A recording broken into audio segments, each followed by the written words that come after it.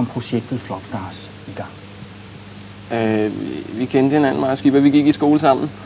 Og så i stedet for at skrive stile og lave matematik, så skrev vi noget andet. Tekster? Ja. Og så kom vi så på den idé, at nu ville vi lave en plade. Først fik vi dårlige karakterer. Ja, det er rigtigt. Dårlige karakterer, ja. På grund af det. Og så lavede vi en plade, fordi det ville de gerne have. Så skal jeg lige have brillerne på igen, nu skal jeg stille sig et spørgsmål. Jamen, jeg skal lige have et spørgsmål. Jeg sidder her, lige her, sådan der. Det var sgu dejligt. Hvordan er det gået med, har I fanhysteri eller noget på Sjælland? Vi har jo et eksempel på nogen, som vi skal møde senere på aftenen, ikke? Der er jo fanhysteri omkring de mennesker der. Absolut. Det er der.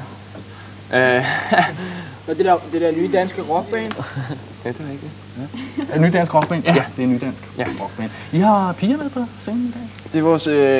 nogle gange så er det vores kærester. Det er nogle af vores kærester. Det er det i hvert fald. Det er min lillesøster. Der er Barbette, og så er det min storebror Niels. Det må jeg sige så. Vi snakkede om det tidligere på aftenen. Der var noget, vi har også et indslag om den slags. Og det vil vi så komme tilbage til. Men vi har med vilje givet mikrofoner på, for hvis de ville protestere, når de kom alt det der. Og Ugeløse har I også med. Ja, han sidder der. Mine damer og herrer, ham kan man ikke høre, for han har ikke mikrofon på. Og så er der en herre der, han er ny hos jer. Ja, det er vores nye danser. Nej, han har været med ikke dengang, vi var inde i Station. Nej. Problemet var, at han tog tur Jeg har tur at rejse nemlig. Og så kom han.